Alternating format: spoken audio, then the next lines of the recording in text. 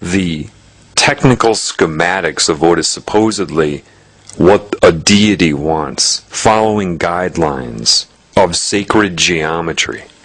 It has become robotic, mechanical, ritualistic, a cheap copy of the original awe-inspiring creation from any group or person innervated by the Spirit to make the identity of the group or person be the Spirit. You see, this is why sometimes somebody commanded by Spirit will speak in the first person, like Christ would have. I am the Alpha and the Omega. In that time, I'm quite certain the organization of his cells and his mind was what I'm talking about here. The why was the what was the why, the Spirit innervated it, and now his organization, the organization of his mind, was now commanded by Spirit. His identity was the Spirit, therefore speaking in first person would have been appropriate, yet misunderstood by anybody that didn't know what this was, that was blind to what occurs around them. The blind would accuse him of claiming to be God, when the truth was, in those moments, he was. The truth is, you see this in the animal kingdom.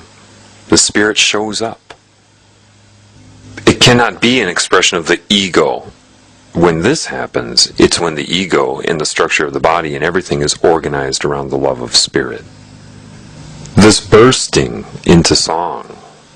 Why do they say bursting into song? Because the creative Spirit is a burst. It is a burst of awe, a burst of incredible, explosive, creative love expression. This is love. Instead, they've turned this into written down lyrics and notes, where people try out for the chorus and sit around and practice. That has become mechanical, robotic, dead. Raising the dead means nothing more than reorganizing the dead around the love of Spirit. Reorganizing consciousness around the creative Spirit. It means nothing more than that.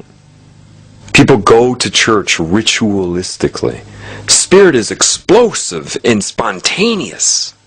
It erupts with love and expression and originality. Church is not a building that you go to once a week, or how many other times you go, and mindlessly mouth words that have been pre-written. There's nothing creative about that. That is anti-Spirit. You may have repetition, sure, but if you do it the opposite way, if you seek the repetition for the sake of repetition, with a bored, conforming look on your face, that's not it. The formulation of an inner city gospel, where you've got black people that just explode into song, they knew. And that's why you feel it. That's why they would say, "Can you feel me?" It's beyond linear words. You can sing the same note with a dead, unorganized consciousness in isolation and sing the same note being innervated and commanded by a Spirit. You will feel the difference. The Spirit embeds itself upon any expression. One seems alive and awakens you. The other is monotonous, boring, and dead. This is the main reason that people are so turned off by these evangelical preachers. Why? What are they doing? At some point they observed, like artificial intelligence taking observance of somebody who had this church form inside of them, saw their expression and tried to mechanically copy it. That's why their accent sounds so weird. And God loves you. Yes, yes, yes. Because they noticed a change in resonance or something in somebody who's really commanded by Spirit. So they, yes, Jesus Christ. And it's sickening. It is so blatantly disingenuous and mechanical. to anybody alive. Now, anybody that's not currently being infused with spirit, to them, it's something neat. They I guess, with brainwave entrainment and the music they use in their churches and all their methods of manipulation, I guess that phony, disingenuous act passes somehow for truth. God's gonna be with us today. Feel the love of Jesus. You feel the Lord here with us today. I'm quite certain that Christ wouldn't have spoken that way. Anyway, this is why mindless mouthing of words isn't it. You can see the goal.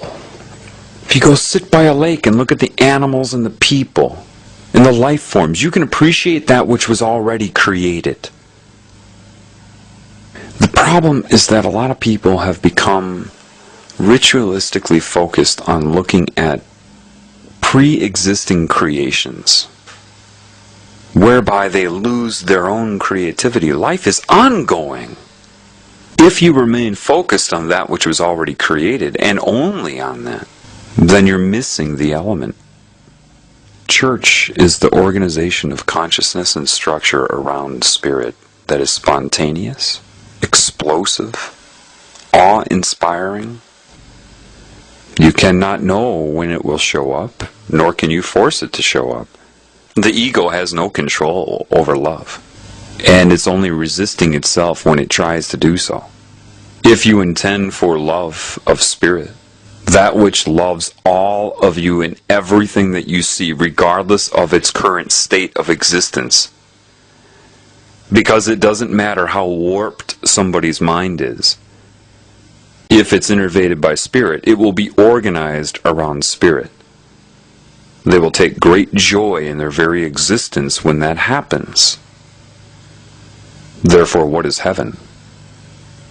Heaven is when there is pure beauty inside of you because of the organization of you in command around spirit. So that which you perceive to be outside of you has the same beauty, the same awe. Life that you see symbolically is just a template. Instead of trying to control your experience, let yourself know the experience occurs anyway, so it is really what you take from it. When you are innervated by spirit, what you take from it is awe.